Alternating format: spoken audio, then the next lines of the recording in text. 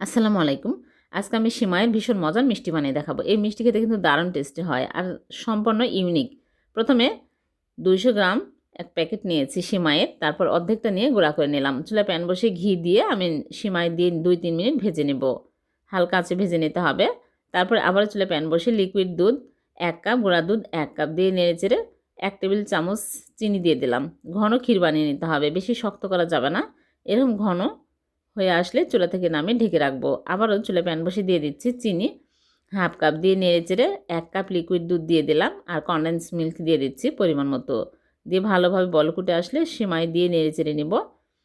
তারপর এখানে নিয়েছি এলাচি গুঁড়া সামান্য পরিমাণে দিয়ে নেড়েচেড়ে এরকম শক্ত হয়ে আসলে দিয়ে দিচ্ছে নারিকেলের গুঁড়া 1 টেবিল চামচ দিয়ে নেড়েচেড়ে চুলা থেকে নামিয়ে ফয়েল পেপারের উপর তেল ব্রাশ করে নিয়েছি। এর মধ্যে দিয়ে আমি ক্ষীরগুলো উপরে দিয়ে ভালো করে চেপে চেপে রোল করে নিচ্ছি। তারপর নরম ফ্রিজে রেখে দেবো, ঠান্ডা হলে বের করে কেটে আপনাদেরকে দেখাচ্ছে। হয়ে গেল ভীষণ মজার সেমাই আর গুঁড়া দুধের মিষ্টি। এভাবে বানিয়ে দেখবেন, খেতে কিন্তু দারুণ টেস্টি হয়। ভালো লাগলে লাইক